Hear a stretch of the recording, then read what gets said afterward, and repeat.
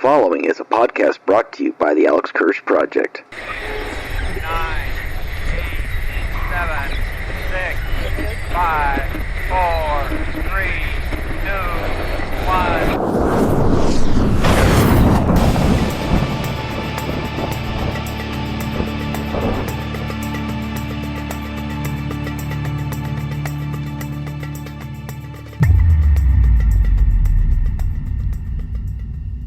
Another Keystone Pipeline occurred last week, and the number of barrels leaked is around 14,000. Is a pipeline truly the safest means of oil transport to this day? Biden signs the Respect for Marriage Act on Tuesday. What did he have to say, and what has been the general consensus among the population? Congresswoman Marjorie Taylor Greene went Benedict Arnold yet again, making light of the January 6th riot, even though when she had her debate against Marcus Flowers, she insisted she was also a victim. Police in Colorado Springs, Colorado, viciously assault a homeless veteran over improperly displayed tags. What led to this, and why is this still happening in this country?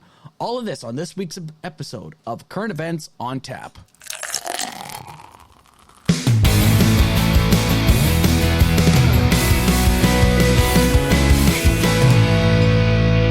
Good evening, listeners, and welcome to another episode of Current Events on Tap with your host, Alex Kirsch, a podcast from the Alex Kirsch Project. Hey, that's me, Army retiree, truck driver, pragmatic, progressive, political commentator, and you know what? Every now and then, I do a little clout chasing, jump on from panel to panel on Twitch if I have to. So, if this is your first time listening, please do me a solid and hit like and share and subscribe to my Spreaker, YouTube, Spotify, and iHeartRadio. This podcast gives you this week's current events, and I also want to do what I like to call the Beer of the Week.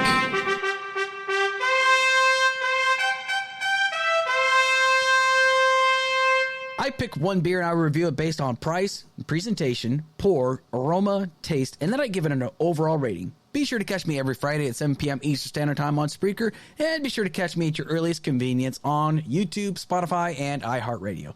Just be sure to type in the Alex Kirsch Project, or you can hit Current Events on Top, and then you will find this podcast. Be advised, this podcast does have some coarse language and beer talk on this podcast, and I do apologize in advance, but I am a veteran, so it is kind of a part of my vocabulary. So, how's everybody doing this week? I hope everyone's had a very good, safe week. It is snowing right now in the state of Michigan, especially in our general area. Hopefully everybody has been staying safe out there. I know it's going to be kind of a cold one for the next few months here in the state of Michigan, definitely. I was actually going to get started so that way I could just get started like right away at 7 o'clock. I know I'm running a little bit behind today, but last night was the first time I've ever been able to watch the Seahawks play live. I usually have to watch the highlights.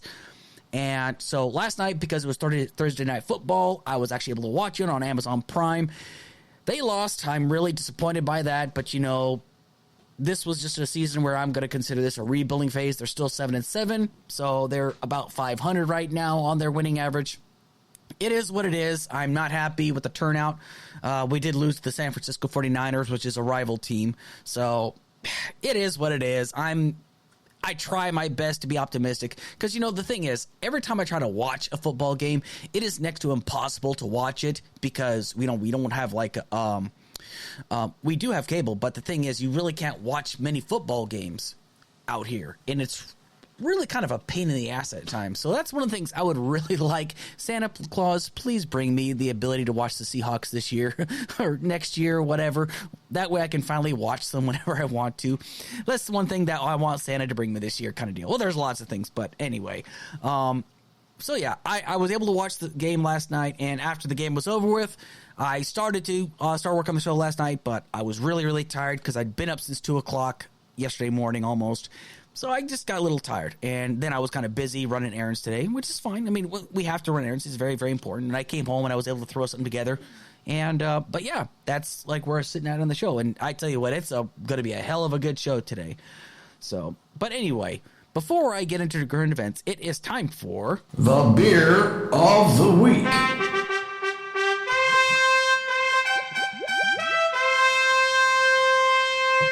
The beer of the week this week is Independence Harbor Amber Ale, brewed by the Genesee Brewing Company out of Rochester, New York. Now, here's my brief history upon it.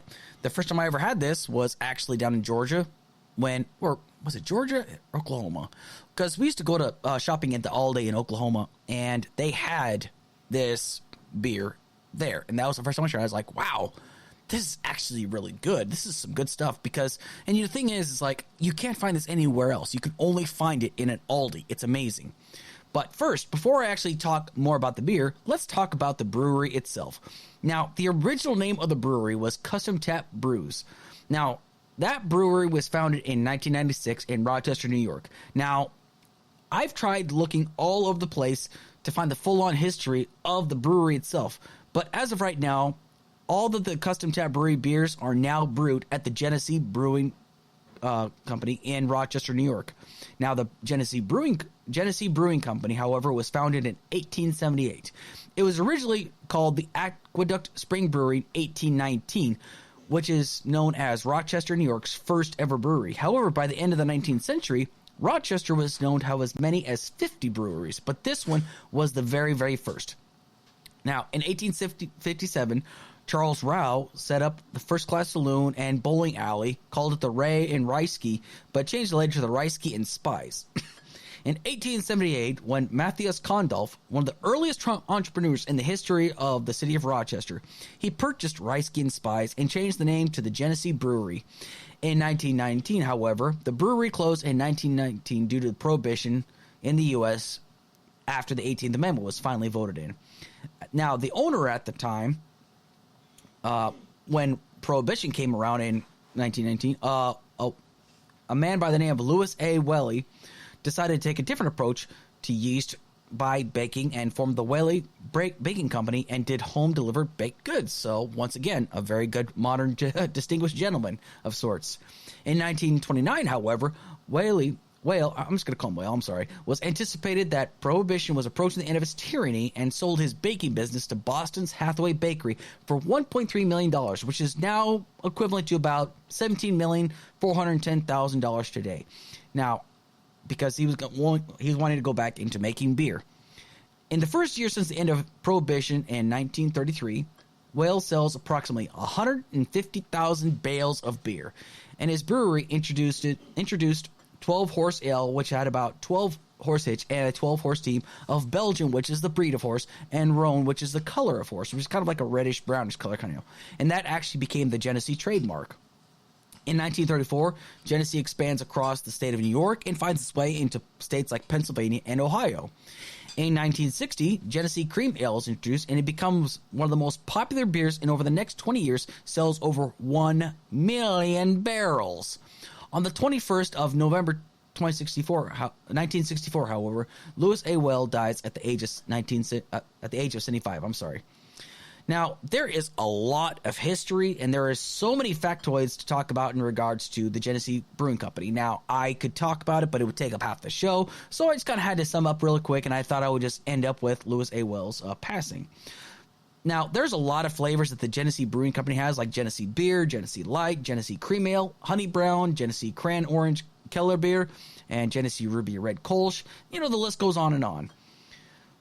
So, anyway, that's pretty much like a brief history of that beer. Now, let's talk about, the brewery. Now, let's talk about the beer itself.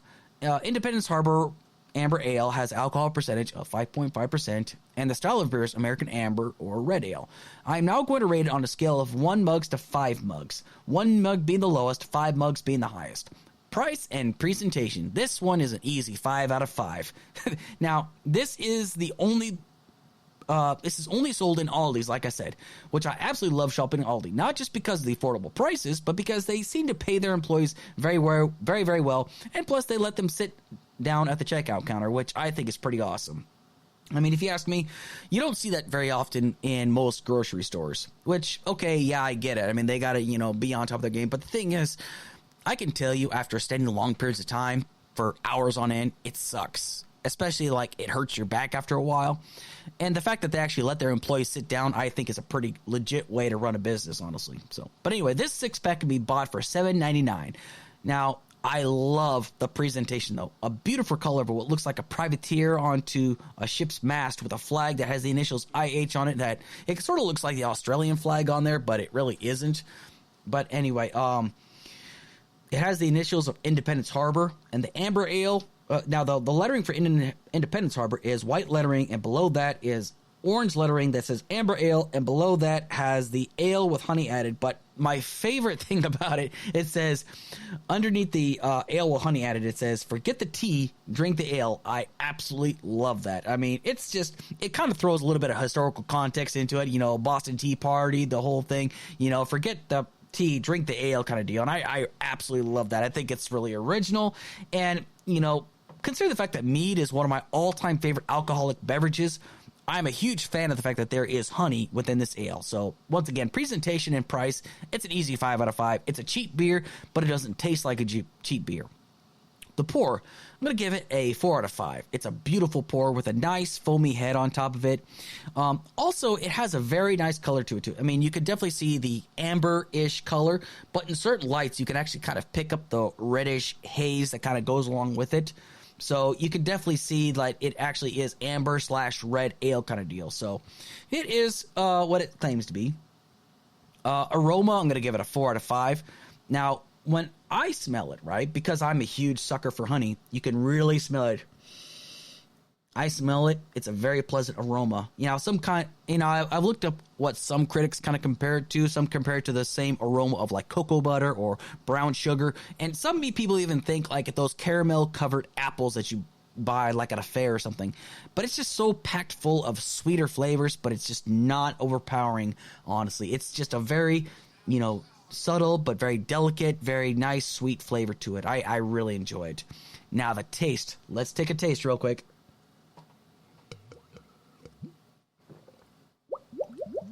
Yep, that's right. If you heard those bubbles, it's because I'm drinking out of Das Boot tonight, okay? Anytime you don't have it tilted a certain way, you get the bubbles popping in from the boot itself. But I love the taste of this. It's a 5 out of 5. It's absolutely delightful to drink, in my opinion. Again, maybe because I'm just more partial to mead, and I just love the taste of some sweeter beverages. For example, I love me some root beer. Like, I love me a good old-fashioned root beer, especially a Henry Weinhard's root beer. It's so smooth. It's got a sweetness to it. I really love this. But when I drink this one, this is an ale I can drink at both cold and at room temperature. Now, again, that's how I determine it to be a good beer. If I can drink it at room temperature, if I can drink it in cold temperature, fantastic. I mean, I haven't really tried hot temperature, but then again, who drinks, well, maybe some people might drink hot temperature, but I'm talking about like room temperature and cold. This is how I determine a good beer. It maintains its delicious flavor in both beers. Like, there have been times like where I would bring a 6-pack home from Aldi, and then I would just crack open the bottle right away and just drink it. I can do that with a beer like this. Now, you can just taste that honey in there. It's not overly sweet. You know, think of it as the same taste of like if you take it into a bite of like Honey Nut Cheerios. That's the kind of the same way I look at it. It's not bitter to me at all. It's got that slight bitterness to some, but again, it really all depends on your taste palate.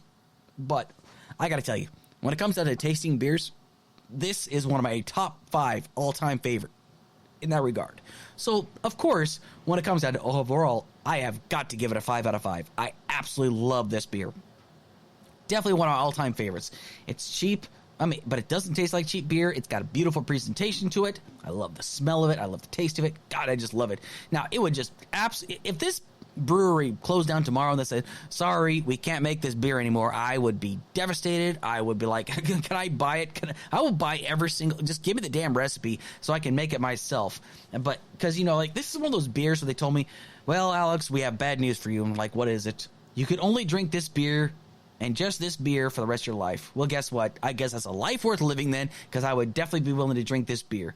You know, I just can't get tired of it. It's not too strong. It has a beautiful taste to it. I love the design of the bottle once again. I mean, what's not to love about it? It's made in America, for crying out loud. Now, I know some beer advocates don't like it. I read some of the really negative reviews. But again, you know, it's all about shooter's preference in this regard. Not everyone's going to like the same kind of beer. But this is one I happen to love. And I highly recommend it to people who have a bit of a sweet tooth when it comes down to what they drink. But they don't want to be overwhelmed by the sweetness. Once again, thank you so much, Aldi, for selling the delicious beer. I absolutely love it. Now, on to current events.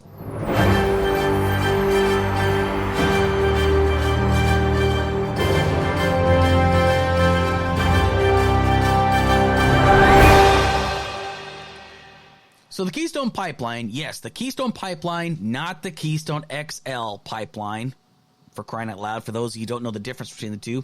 But the Keystone Pipeline that runs crude oil supplies around the U.S. and throughout most of North America, that stretches 2,687 miles from Alberta, Canada, to refineries in Illinois, Oklahoma, and the U.S. Gulf Coast, had a massive leak in rural Kansas last week. Now, here's the update. It's indicating that the 622,000 barrels per day pipeline was shut down due to it spilling approximately 14,000 barrels of oil in rural Kansas into a creek. Including in the oil that was being transported was something known as bitumen, which is kind of like an asphalt, which is a sticky, black, and highly viscous liquid or semi-solid petroleum that tends to sink to the bottom since it weighs more than water, and it makes the cleanup a little bit more difficult. Now, they did, however, end up opening it back up on Wednesday at a minimum capacity. Now, it being wintertime now, it makes the cleanup effort all the more difficult. Now, there's a gentleman by the name of Keith Brooks. He's the campaign director for environmental defense. He believes that a full cleanup effort would, he said, he's quoted as saying, I would expect it's going to be a long, long time, meaning if like they're doing the full, thorough cleanup of the entire area. Now, the people that are involved in the cleanup is a makeup of over 400 people from organizations such as the EPA, U.S. Pipeline and Hazardous Materials Safety Administration, state and local agencies, and TC Energy contractors. Now, TC is the company that actually funds and created this pipeline. They're also the ones that wanted to create the Keystone XL pipeline, but that got shut down by the Supreme Court in 2020. Yes, it got shut down by them first. Don't get it twisted. It wasn't just Biden. It was also the Supreme Court in 2020 that shut it down due to environmental concerns. And then President Biden basically put the final nail in the coffin. Now, out of the 14,000 barrels spilled, they have only been able to recover about 5,500 barrels. That is less than half of the oil spilled. That's as of Wednesday. Now, there hasn't been any update to it as far as I can tell. Now, let's just be perfectly honest. We all know that pipelines are a necessary evil for the time being because arguments have been made that even though it has a fairly high failure rate in some regards, it's also safer than travel by freight, by train that is, and travel by interstate highway, meaning like truck drivers driving from point A to point B, transporting this oil. Now, this was a study that was conducted by the Manhattan Institute that fewer incidents and injuries occur by pipeline than they do by road and rail. Now, let's not make any mistake about this, all right? Pipelines can still pollute air, water, soil, and the climate when they leak. While their risks may not be more immediate, like, for example, if you're a truck driver down the road and let's say some asshole cuts you off in traffic and you have to spin to drive it out of the way and then you leak it and it's going all over the place, you're going to cause a massive accident because you got people running into you, then you got the spill on the road, it's going to go into a creek somewhere or into another body of water, or it happens, all right? It does happen, make no mistake about it, okay? The pipeline concern is still very evident. Now, let's just talk about the Keystone Pipeline has had, since it's been installed, there have been a total of 22 spills. Now, I'm only going to cover a few of these spills. In 2011, 500 barrels of oil spilled due to a failed fitting at a North Dakota pumping station. In 2016, 400 barrels leaked into Hutchinson County, South Dakota. In 2017, after a leak in South Dakota that was caused by mechanical damage from its original construction, it leaked up about 97 barrels of oil, but others are saying it was only like 5,500 barrels of oil. In 2019, in St. Charles County, Missouri, 42 barrels of oil leaked on land. In October 2019, 9,120 barrels of oil spilled in North Dakota. Now, is this a concern? Abso-frickin-lutely, because here's the thing. While many can make the argument that, for example, it's much safer to transport by pipeline than it is by rail and by... Yeah, I get it. The concerns are not nearly as bad because you got main interstate highways, you got, freight lines and whatnot. Because if the train crashes or something like that, it's not just one container that spills. It's hundreds of containers. Like, we're talking about trains that are about 1 to 2 or 3 miles long and whatnot. This can cause massive damage. I mean, let's not be, naive about this. But the thing is, though, pipelines are still a concern. Does anybody remember when they had the Dakota Access Pipeline controversy? I mean, let's just be honest. It is a controversy.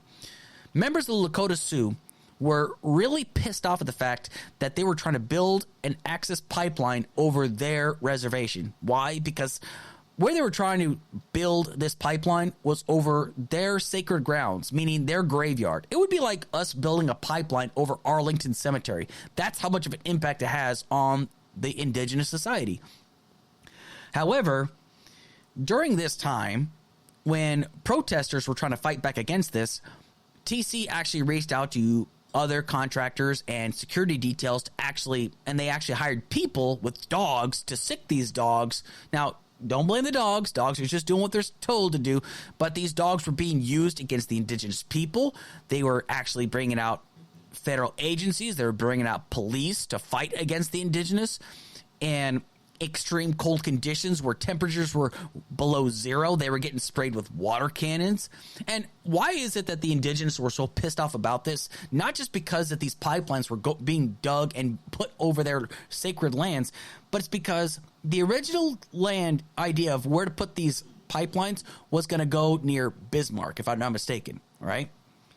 Now, they were worried that it's not a matter of if, but when the pipeline leaks, it's going to contaminate the water, which can affect drinking water for millions of people, which is a very legitimate concern. But for some ungodly reason, when it happens to the indigenous, we don't seem to really give a shit. Now, why is that? Why do we continue to just treat the indigenous people like crap?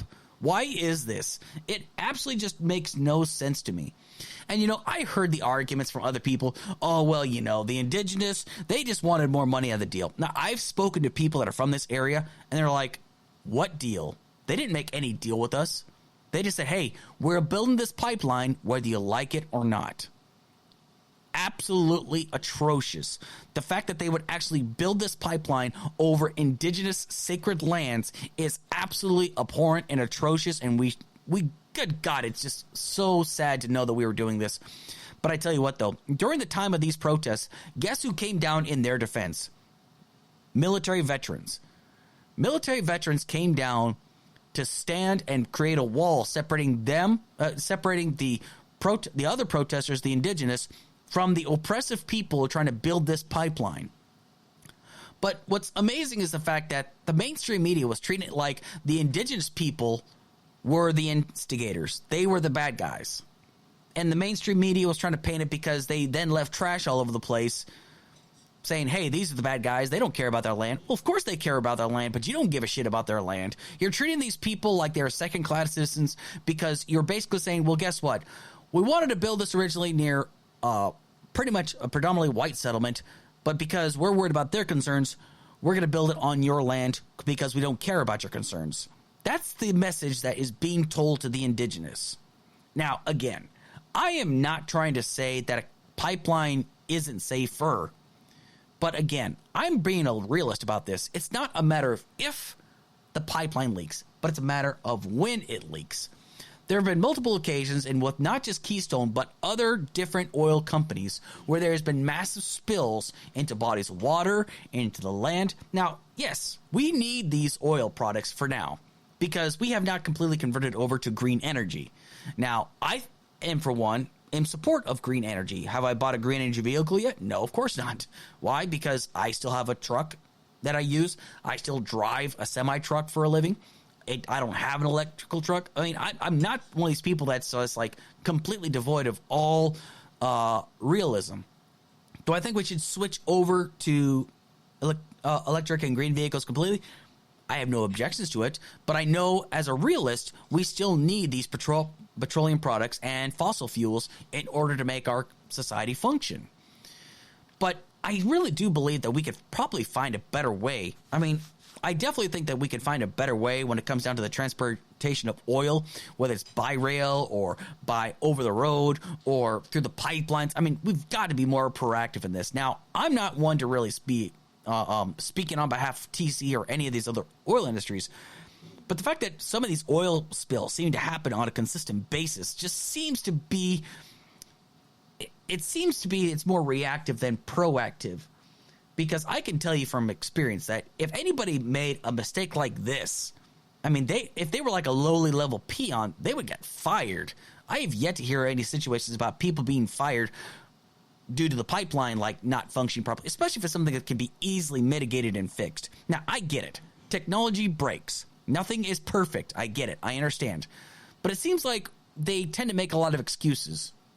Now, there's been a few pipelines that were put on a probationary period where they would have to pay heavier fines if it happened within a 2-year period. Well, it happened, like they had one spill that happened at this time, and then 6 months later they had another spill that was like twice as bad as the first one. And they pretty much got a slap on the wrist for that still. There is a lot that kind of goes into this. Now, again, I'm not trying to be naive and saying, well, you know, these damn oil companies. I'm simply saying it's like, well, sometimes they need to take a little bit more responsibility in this regard. It's a really tricky scenario. It's something that's way above my pay grade. And it's something that maybe I don't 100% understand. But the thing is, when you see situations like this where these oil spills take place, you got to ask yourself, what can you do to make things better? What steps are you taking to make things better and to make them more safe? Now, again, maybe I'm just being naive. Maybe I'm the one that's naive. Maybe I'm just being too harsh on the oil industries. But the fact of the matter is the oil industries are continuing to make billions upon billions upon billions of dollars while continuously price gouging us, even though gas prices are coming down. Make no mistake about it. It seems as though they are completely devoid of any responsibility. They can do whatever the hell they want to. They don't face any real consequences because shit happens. But yet the people that pay the price at the end is us. We're the ones that have to drink the water if this pipeline spills into our drinking water. We're the ones that have to worry about that. They don't. They don't have to worry about any of this shit because some of these guys, they live on a completely opposite side of the country, so they don't have to worry about this shit. They only have to worry about the PR fallout, but they got people they pay and they pay for this crap. I mean, I could talk on all day about something like this, but the fact of the matter is right now they've got people working on this. They've only policed about less than half of the oil that's been spilled, and apparently it being wintertime, it's going to be a lot more difficult. It's kind of a real sandwich, but we're going to see how it all plays out. Today, I signed the Respect for Marriage Act into law. Deciding whether to marry, who to marry, is one of the most profound decisions a person can make. And as I've said before, and some of you might remember, on a certain TV show 10 years ago, I got in trouble. Marriage, I mean this with all my heart, marriage is a simple proposition. Who do you love? And will you be loyal to that person you love? It's not more complicated than that. And the law recognizes that everyone should have the right to answer those questions for themselves without the government interference.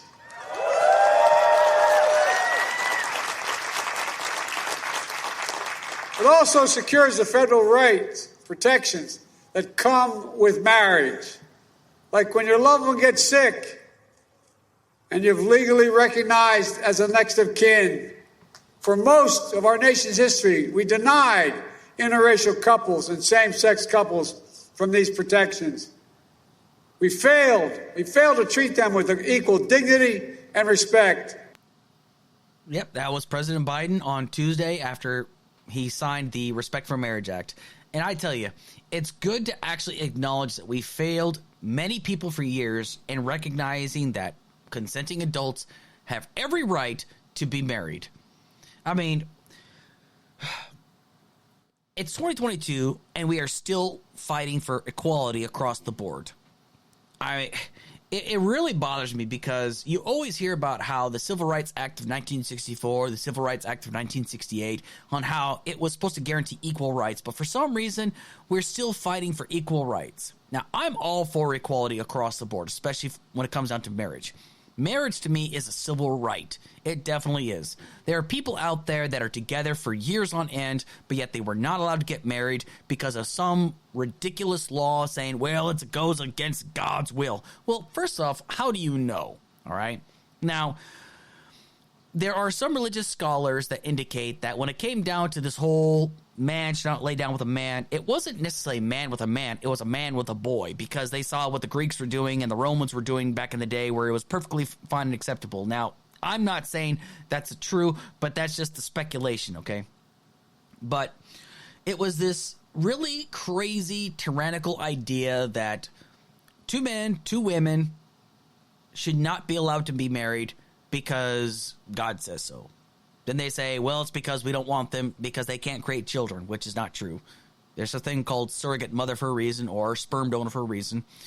But studies have shown that LGBTQ parents are just as capable of raising good children that are just as capable of succeeding anywhere else as any other couple out there, or any other child that is raised by a heterosexual couple.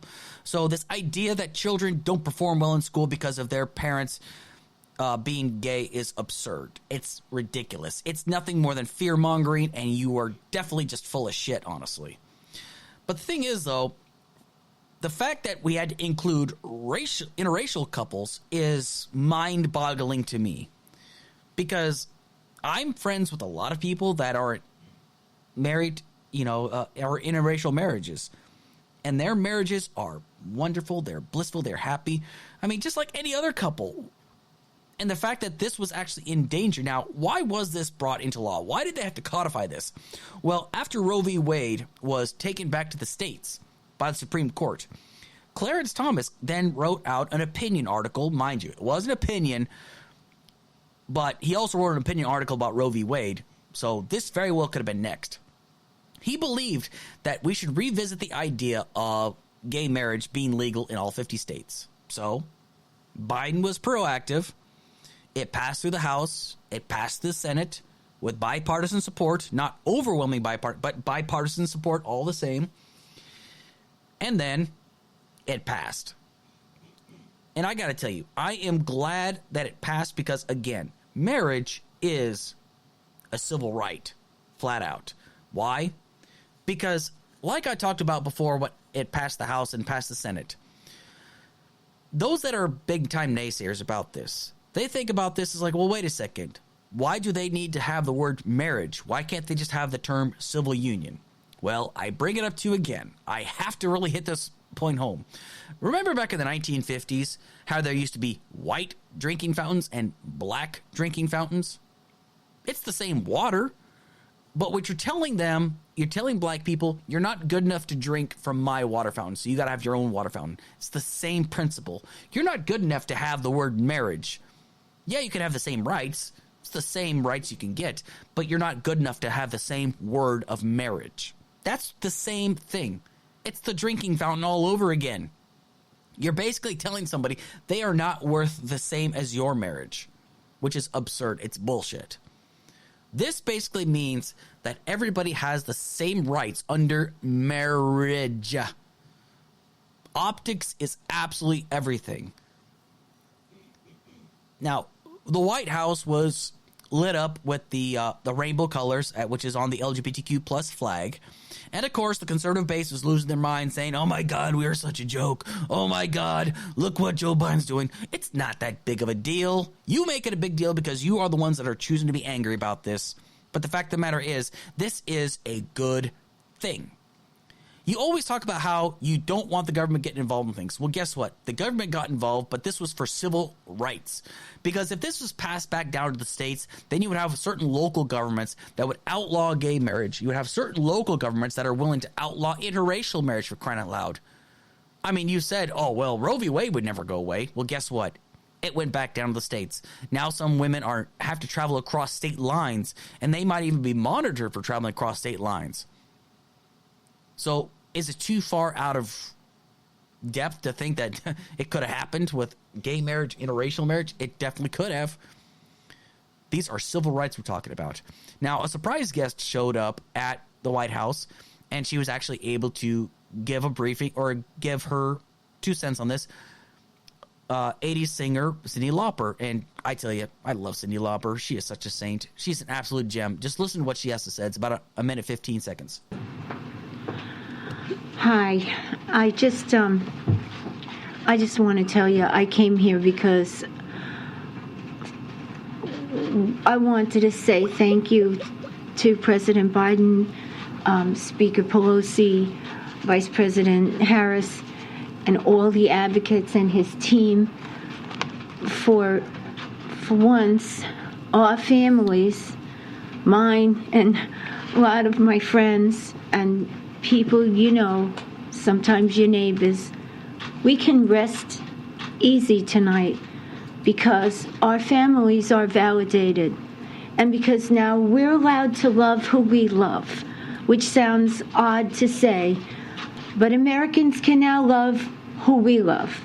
And bless Joe Biden and all the people that worked on this for allowing people not to worry and their children not to worry about their future. Thank you, and thank you for being supportive, and hey, I will sing out to you. Thank you very much. Thank you, Cindy. Thank you so much.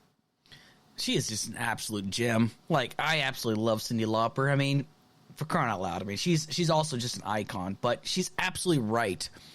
There are people now that can rest easy tonight because their rights to love who they love. And I cannot stress this enough. We are talking about consenting adults. I know every, brain dead, non-common sense kind of conservative, not all conservatives, but the brain dead kind that just don't know how to think and rub two coins together to generate the amount of power that needs to generate a single thought. They're going to try to say, well, does this mean that, now you can have like men and children getting married? Well, first off, you need to understand something. There are some states out there that still legalize a 30-year-old man getting married to a 13-year-old child in some states. Now, it's abhorrent that happens, and it shouldn't happen in the first place.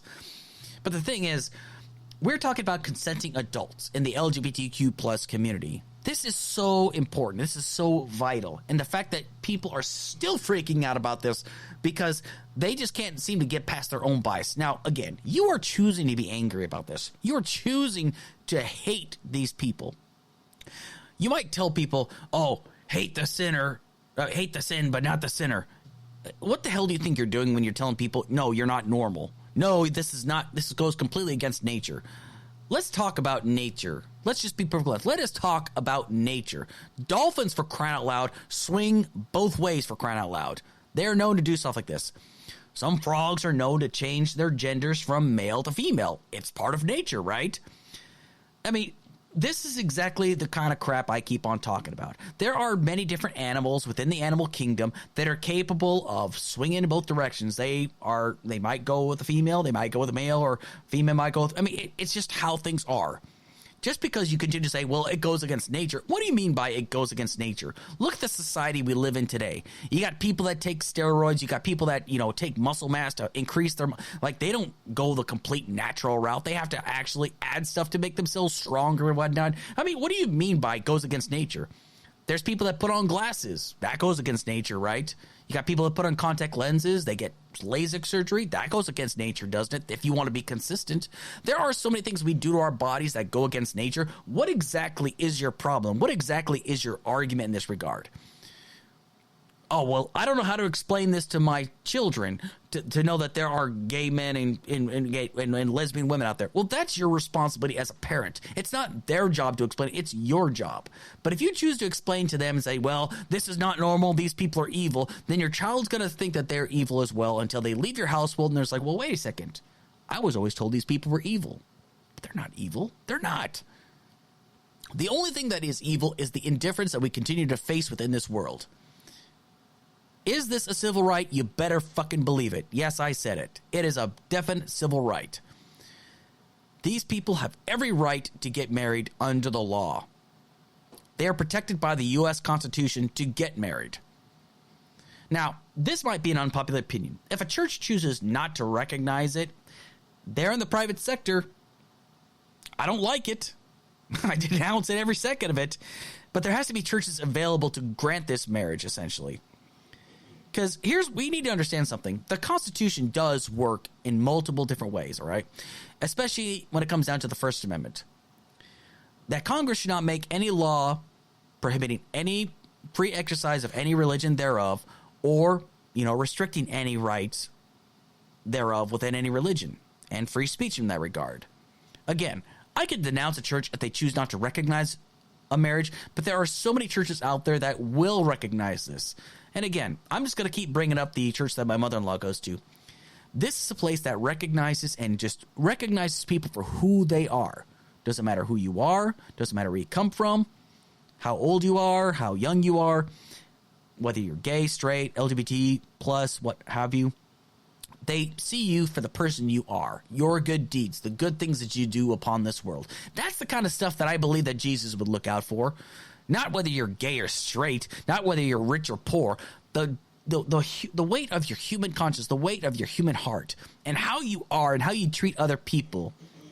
Do you think Jesus would come forth and be upset about like two men that, find a surrogate mother and she gives birth to their child and they raise this child to be a successful person? There's so many success stories out there. Do you think Jesus would look down upon that? Of course not. I seriously doubt that. And the fact that people out there are willing to say that Jesus would say such a thing, they obviously don't know Jesus Christ. They pretend to know, but they don't. And honestly, the fact that so many people are against this, it just goes to show that they just cannot get out of their own way. It's because they see this and they are automatically angry because they choose to be angry. It's not because of any moral righteousness. They just want to make excuses for their hatred. It's that simple. So at the end of the day, what do I think about this? I think it's freaking amazing. I am so glad that it passed the House. I am so glad it passed the Senate. And I'm so glad that President Biden recognized that for years we failed the many people that chose to love who they love and wanted to get married. And damn it, he codified it. And this is something that he is going to be remembered for. Many props to President Biden.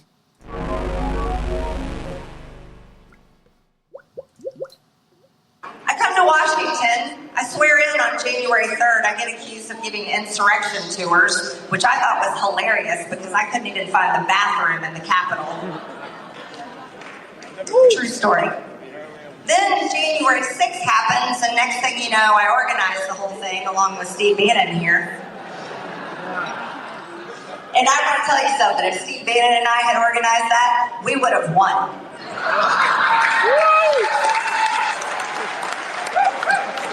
Not to mention, it would have been armed.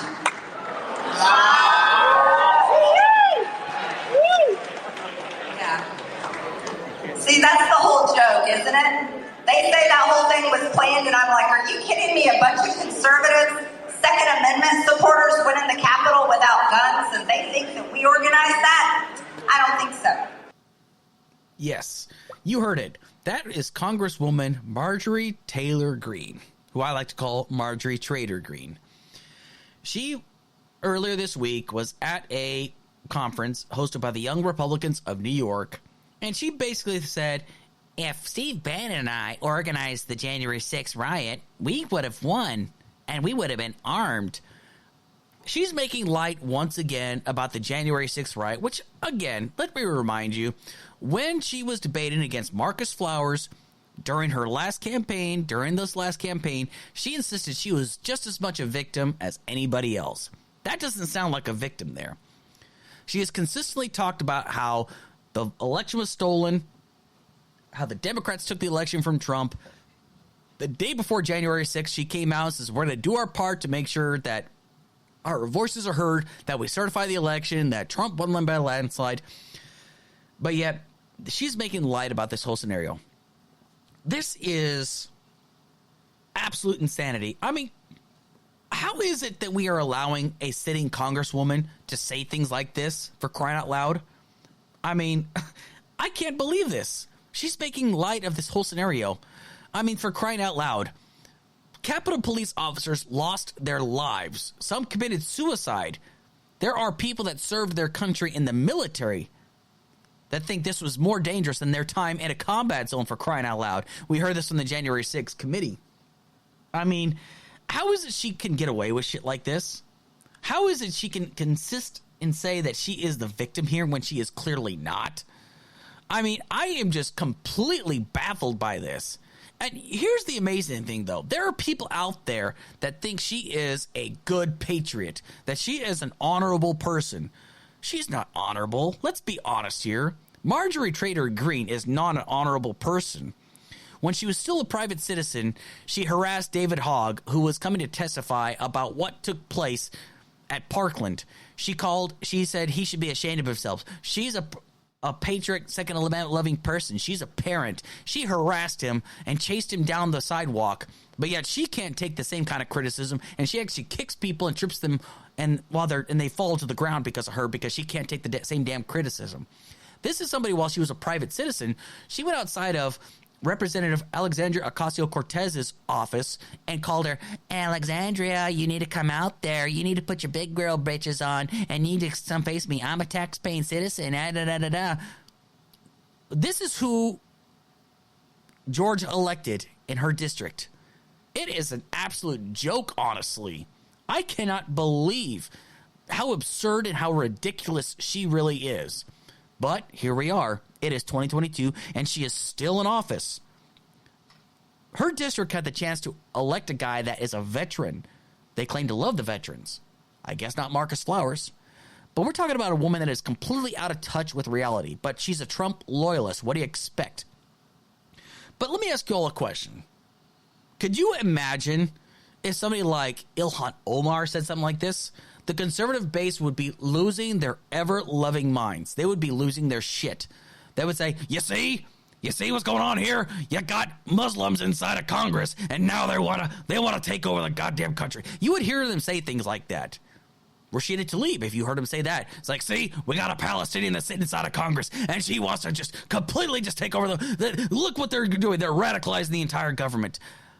But for some reason, they are refusing to denounce Marjorie Taylor Greene on this. I mean, how is this acceptable? She is making light of this, what took place on January 6th, for laughs. I look at January 6th as a day that made me sick to my stomach. I saw people storm our nation's capital, one guy carrying a Confederate flag in our nation's capital, which is the ultimate slap in the face, especially for those that died fighting the Confederacy. But they stormed our nation's capital based upon a lie. And there's still idiots out there that insist the election was stolen because of the Twitter leaks, which doesn't prove a damn thing. There isn't any evidence whatsoever frickin' ever that the election was stolen, but you got people out there that still frickin' believe it. It is absolutely out of touch with reality, but people still believe it. Why? Because Trump is continuing to tell them that the election was stolen, and they still believe it. I just can't even fathom, why is it that we are allowing our elected officials to do this? Why did Marjorie Taylor Greene get reelected? Well, I talked about the demographics of her county and her district. I'm not trying to badmouth the people, but the thing is, do they even really care? Did they just vote for her because she's a Trump loyalist? I'm willing to bet they did. Not because she's a great congresswoman, not because she's a great representative. She doesn't portray any of the family values they seem to value, because she cheated on her husband multiple times, her now ex-husband, let alone the fact that she's consistently fought against. Let's just say that she fought against and voted against the PACT Act, for crying out loud, which is, they claim to love veterans. She doesn't obviously love the veterans. I mean, what is it that's so appealing about Marge? What is so great about her? For crying out loud, I mean, she's even friends with Matt Gaetz, who's still accused of trafficking minors across state borders, yet somehow he still won his election. My God, you cannot make this stuff up. I could just ramble and rant and just be angry about Marge until I'm blue in the face. But this is just absolutely craziness. I can't believe that she actually has the audacity to make light of a situation which is a horrendously bad day. You got idiots still crying about Benghazi, but they're quiet about January 6th. And this happened on American soil. Yes, technically an embassy, a consulate is American soil, but this actually happened on American soil. They stormed our nation's capital based upon a lie, and she's making light of it. She's insisting that if she and Steve Bannon were in charge of it, they would have won. I want y'all to process that. Even if she's joking about that, this is not a joking matter. It's not. Flat out. But the fact is, she is making light of this scenario. She thinks this is not a big deal. Well, guess what? Congresswoman Greene, it is a big frickin' deal. And the fact that you're making light of this scenario just goes to show of how disgusting of a person you are. But guess what? I still see you as becoming Donald Trump's running mate should he win the nomination for the GOP. I see you being as his running mate, and that is absolutely frightening. For the last topic tonight, I want you all to take a moment. Imagine you're a veteran. You served your country honorably. Then when you get out under honorable conditions, let's just say some things may not work out originally to your plan. And you find yourself living in your car. You work as a job as a delivery driver for DoorDash. Then while doing a favor for a man who just needs a lift to work for $20, he says, I will pay you $20 if you can give me a lift to work. You need the money. I'm like, okay, yeah, I can give you a ride. Then let's say you get pulled over by the police. And they say, well, hey, listen, we look at your car. It doesn't have the properly displayed license tag. It's not that big of a deal. I've been pulled over for something like that before. It happened to me on Fort Benning one time. They said, hey, we couldn't see your tag, so we're just going to give you a verbal warning. Okay, not a big deal. It's an easy fix. But then let's say you get told to step out of your car due to suspicion of marijuana in your car, even though Colorado is legal in your state. And you're told to put your hands behind your back, and you have to go before you, without even going through a test, a sobriety test to determine your sobriety, you're told to put your hands behind your back. When you try to stand up for your rights, as an American and as a veteran, you get your ass beat by 3 police officers who end up celebrating it, and one officer is even caught smiling after he beats the absolute hell out of you. Is this possible? Yes, it is. You better believe it. It happened in October of this year, and body cam footage has just been released. A 29-year-old Army veteran, Dalvin Gadsden, was a victim of police brutality. And he's a black man, too. Big surprise, right? I'm going to play the audio for you. I saw it this morning, and I was pissed off. Now, before I play the audio, I'm just going to let you know this is what happens. According to this video, Gadsden is pulled over for having improperly displayed tags. Then, the cops claimed they smelled marijuana. Now, let me remind you, in the state of Colorado, marijuana is legal. But guess what? So was alcohol. Now, if you're driving under the influence, yes, I get that. But they claimed they smelled marijuana. Do you know how many times you see videos like on Audit the Audit where they say, I smell marijuana? They say that all the time, especially with certain demographics. Take a stab in the dark what demographics I'm talking about. They tried to detain him. He tried to refuse.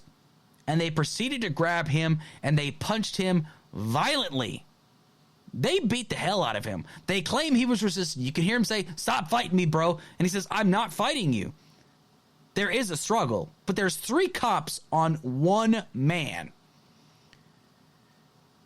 But this seems to be the modus operandi for some cops that are on an absolute power trip. They beat this man until his face was almost completely swollen and his left eye was almost completely swollen shut.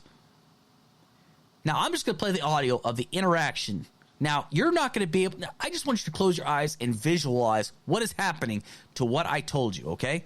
Visualize it. Close your eyes for 1 second. Now, the credit of this video goes to the Indisputable with Dr. Rashad Ritchie. This is the audio from that. I ask you to just not reach for anything and step on out of the vehicle, okay? What I'm coming out the vehicle for? We'll talk about that, okay? So just step on out for DUI. All right, so stand up, turn around, hands behind your back. Step out of the car, man. Hands behind my back. Yes, you're going to be detained in handcuffs. Oh, no, I'm not. You're about to stand up. All right.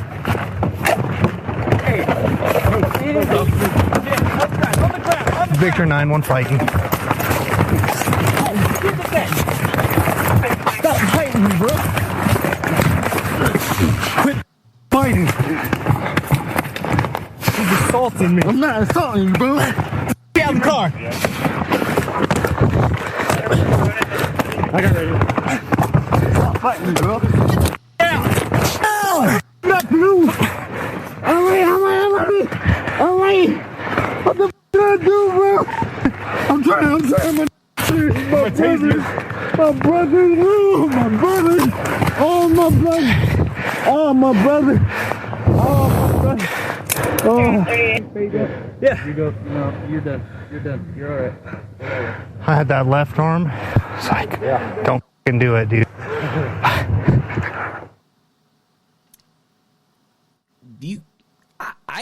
It makes me so angry to hear that, honestly. Like, and I'm gonna link, like, after the video, like, after I finish this episode, I'm going to post the YouTube link. I'm going to post the GoFundMe for this gentleman, because you have got to see how despicable it is. I mean, I'm looking at his face right now. They beat him like he had just murdered an entire family of 5 people and 2 parents and like 3 children, for Christ's sake. They beat him like he was a vicious criminal. He's not, for Christ's sake. I mean, why is this still happening? Why are these cops like this on a fucking power trip? Why do they feel it's necessary to beat a guy just because he's slightly resisting, because he's not complying to your orders? It's cops like this that give cops a bad name. This is why people don't trust the fucking police, because of shit like this. I mean, yes, I'm angry. I am 100% outraged, because I have never, ever been mistreated by the police like this. But yet this is a common occurrence. I mean, the fact that this man is a veteran and he's being treated like this. I mean, it shouldn't even matter if he's a veteran or not, but he is a veteran. But the fact that there are people that are treated like this because of their skin color is absolutely unacceptable. 100%. They punched him and beat the shit out of him violently and said, "Stop resisting." The man is saying, "Oh, my brother, please." He's asking please, and they continue to beat the hell out of him. And then there's a picture later on of a cop smiling with the blood on his hands after he punched this guy. These are not cops. These are adrenaline junkies. I mean, why? Why does this continue to happen? I'm just glad that he's alive. But my God, it's heartbreaking to see his face. On his GoFundMe page, you see how he looks. I really just can't. I'm still just awestruck by this. I can't even believe this. He had to take a DUI test even though he wasn't smoking marijuana. They had no probable cause or reasonable suspicion, but because he's a black guy, they automatically believe he's obviously taking drugs. I cannot believe it. Still can't believe it. The audio just makes me more angry every time I listen. I've probably watched the video at least a dozen times today, and it still makes me mad every time I do it. Now, if you're wondering why I'm so angry about this, it's because this is a continuing trend. There seems to be a trend of people that are still being treated like this, all because of their skin color. I said it. Yeah, I damn sure did say it. But it's not the first time it's happened. It damn sure isn't the last time it's going to happen either. I'm going to tell you another story. Does anybody remember Elijah McClain? 20-year-old kid. This kid used to play violin music at the local animal shelter to calm the animals. He was wearing a ski mask one day. He gets stopped for suspicious behavior. He isn't resisting, but they tell him to stop resisting. The paramedics come by. They inject his body with ketamine, and he dies of his injuries. For Christ's sake. When are people going to wake the hell up? When are police going to finally hold each other accountable? When are they going to realize this is not the way to do things? And it drives me crazy because you always hear these absolute morons talk about how, oh, well, we got to defund the FBI because the FBI is corrupt. But you talk about the police 1 second, it's like, oh, you just hate the cops.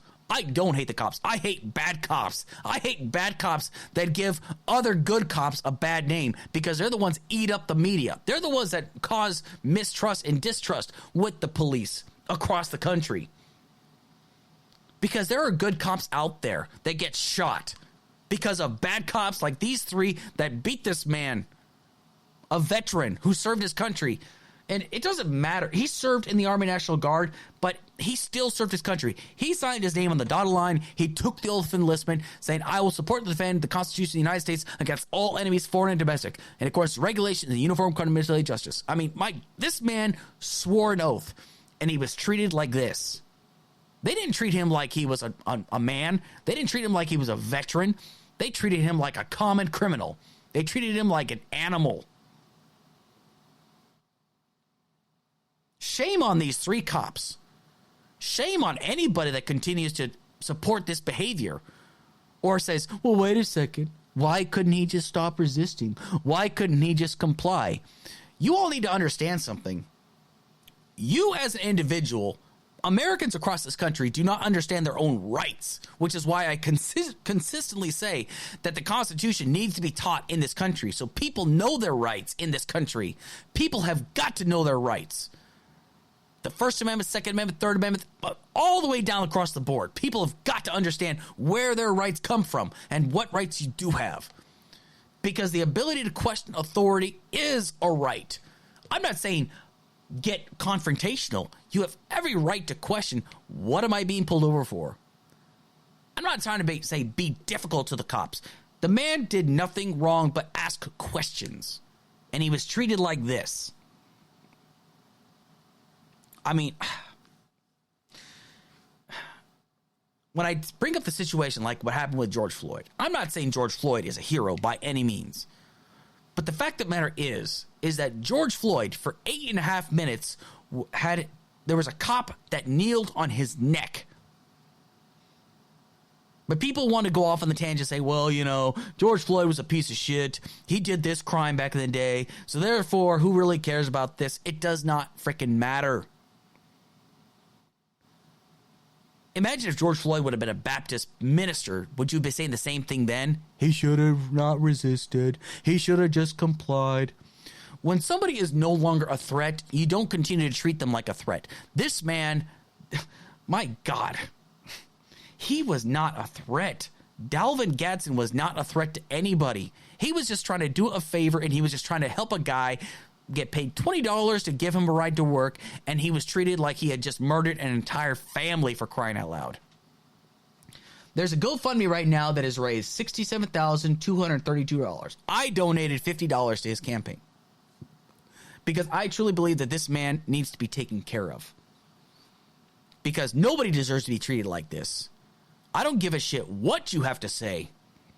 If you think, well, he should have not resisted, the man was not resisting. He leaned back in his car. The cops lunged on him. There was 3 cops just beating the hell out of him. One of them just blow after blow after blow after blow. We would not accept this anywhere else. But cops just seem to get skate-free. And here's the amazing thing. One of the cops that involved was initially fired and brought back after he broke a person's arm, apparently. Now, I didn't look into this story, but apparently he broke a person's arm after the person flipped him off. I want y'all to understand something. You can tell a cop to go fuck himself, and he can't do jack diddly squat about it. He or she. They can't do shit about it. They can get their feelings hurt, but they do not have any right to arrest you for it, because you can tell a cop to go fuck themselves, flat out. They can't do anything about that. I'm not trying to tell people to go out there and be difficult with the cops, to actually go out there and just make an issue out of nothing. But I'm simply telling you, this is where your rights are. But if you're not angry about this situation with Dalvin Gadsden, if you are not angry about him, I mean, I'm going to ask you, just please, on the links that I'm going to share on my YouTube channel, on my Spotify, I'm just going to share it as much as possible. I invite you to actually look at his face and tell me that you agree with it, that you're okay with it. And it's not just because he's a veteran. He's a human being, for Christ's sake.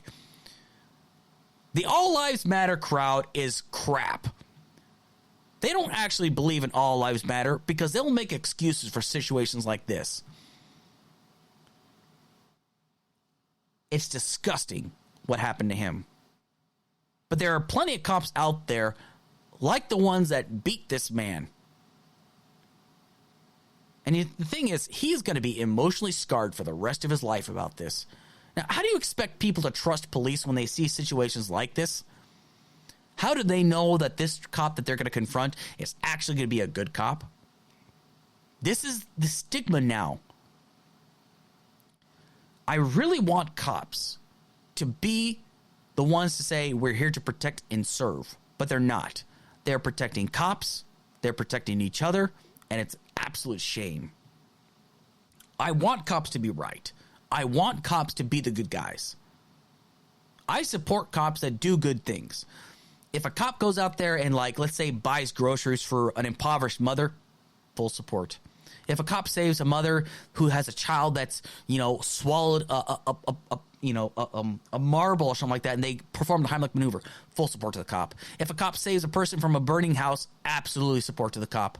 If a cop saves a woman and shoots the perp that has her at hostage, full support to the cop. But to the cops that treat this man like a common criminal because he was doing a good deed, trying to do right by his neighbor by getting paid a measly $20, and he gets beat to a pulp like this. How can you support cops like that? How can you look at yourself in the mirror and say, you know what? I support the cops. It's so unbelievable, honestly. I mean, I really want you all, if you don't believe me, I want you to watch the video yourself. I'll put the link in the comments. I give full credit to where I found this video, okay? Please give full credit to the Indisputable with Dr. Rashad Ritchie. I will post the link in the comments. Watch it for yourself, for crying out loud. It's heartbreaking. But Dalvin Gadsden is one man that experienced this. There are thousands of people out there that experience this kind of harassment and brutality by the people that say we are here to protect and serve. I implore and I demand all cops to hold their fellow brothers and sisters in blue to be accountable. If you see something, say something. Don't let your brothers and sisters in blue, just because of some unbelievable manner of loyalty, get away with this crap. You shouldn't. Because if you continue to let this happen, you're setting a new standard. And all you're doing is damaging your reputation and the reputation of the police department that you work with, and for the foreseeable future. Dalvin Gadsden, I really hope that you recover well, and I hope you sue the absolute hell out of those police officers, because I'm sorry, sir, but your civil rights were violated flat out. I want to take the time to thank everybody that listened to the show live. I want to take the time to thank everybody that listened to the show on the repeat, and for those that are downloading these episodes. If you haven't done so already, please feel free to go over and hit like, share, and subscribe. Tell your family, your friends about this podcast, because you know what? I tend to give my opinions on this, and yes, they are my opinions, but I try to be as honest about these across the board. I'm not your typical podcaster. I'm not just somebody that's just going to, keep things politically correct, as we want to put it. I just keep things correct. I tend to get a little animated sometimes. I'm sorry, but it's just I'm passionate about these topics. It took me years to finally recognize that there are issues within this country. And what I mean by issues, for example, the topic of white privilege. White privilege is a thing. And I'm not trying to talk about, there are people in this country that happen to be white that might grow up impoverished. This is a thing. But I'm not talking about that. That's not what the issue's about. We're talking about a situation where a white person may not be treated the same as a black person sometimes, or even an Asian person. This is a real thing. Now, I'm not saying white privilege is a blanket issue. I'm simply saying that there are times where white privilege does play into effect. Now, there are times where your white privilege doesn't get you anywhere. You get treated like shit because you're a white person. I mean, that does happen. But I'm simply saying that white privilege is a thing. I used to not think so. I used to get very sensitive about this. But the thing is, though, it's a very real issue. It's something that we have got to take the time to recognize it is a problem. Racism is still a problem within this country. And anybody that thinks, racism was all but non-existent until Obama came in office, that's bullshit. Racism didn't go away. It just lay dormant. I'm being perfectly honest about this. It was just dormant. Now racism is back in full swing. Now you got people spreading great white replacement theories, saying critical race theory is the most racist thing ever. It's, Black Lives Matter is the worst thing next to ISIS. Yeah, you got people saying this crap. But the thing is, though, Sometimes you have to take the time to understand the issues in order to become competent and knowledgeable about these things. Now, I don't know everything. I'm not the brightest bull in the box, but the fact of the matter is that I take the time to actually learn and be uncomfortable. I am willing to be uncomfortable with some of the uncomfortable truths within this country. White privilege is a thing. Racism is still existing in this country. There are still systems in place that keep certain people of different ethnic groups down. There are certain times where our government tends to fuck over people just because of their ethnicity.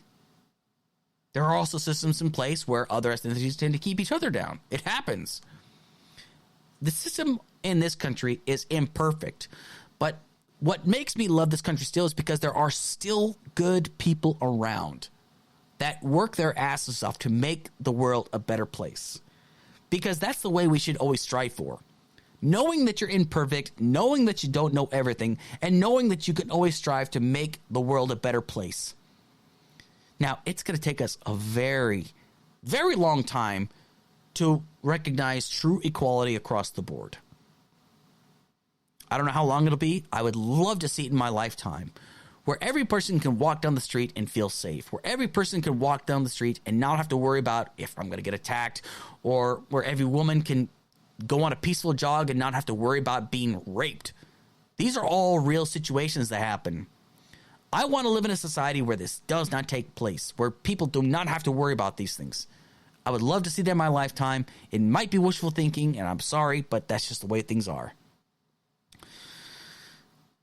But I really want us to know that the first step in acknowledging that there is a problem is recognizing that there is one. That's the first step in solving a problem. I'm sorry, but it's just I kind of tend to get a little scatterbrained at times. But the first step in solving a problem is recognizing that there is one. When you recognize the problem, you finally acknowledge that it's something that you need to fix. I try my best to address each problem, but I don't claim to know all the answers, but I will definitely give my opinion on this. I really want us all to try to find the solutions together as a country. I really want us to do so. We may or may not be able to do so, but I leave that for you, the audience that's listening to this podcast, to decide. What can we do to make things better in society?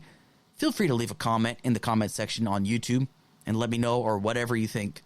Because I truly believe it's not up to me or any one individual person. It's all of us that can kind of combine together to make things better for this country. It's that simple. I'm going to leave with this quote. It's a quote that has stuck with me for years when I first read it in 2008. The quality of your work in the long run will be the deciding factor on how much your services are valued by the world. Orison Swett Martin. Every good deed or bad deed that you do reflects and reverberates all throughout society, whether you realize it or not. If you do a good deed, people see it. Even if it's only one person, that person is going to remember that good deed you performed upon them. And I remember when Claire and I went down to Plains, Georgia, when we were still living in Georgia, and when we attended Jimmy Carter's Sunday school service, he talked about how he challenged the entire congregation. It's like, if everybody performed a good deed for somebody else, whether it's give somebody a ride to work or give somebody money for gas, whatever. If everybody did their best to perform one good deed for somebody else, you're doing your part in making the world a better place. Imagine if we all did that, instead of focusing on how much we hate each other. I mean, I know I'm guilty of this as well, but I try my best to perform at least a good deed every once in a while. Because I want to be remembered for performing at least one good deed to one person where it definitely made a difference, where it gave them hope that there are still good people out there. I don't always succeed. I admit this. I am a person that is flawed. But whenever I pass away, when I go into the afterlife, whenever I meet God, God will judge me for how I did on earth, and I'll just leave it at that. But I try to do my best to leave, at least in this world, better than how I was brought into it. That's what we should all aspire to do. But anyway, again, thank you everybody to listen to the show tonight. Thank you everybody that's going to listen to the show right now. And I hope everybody has a good weekend, and I will see everybody next Friday.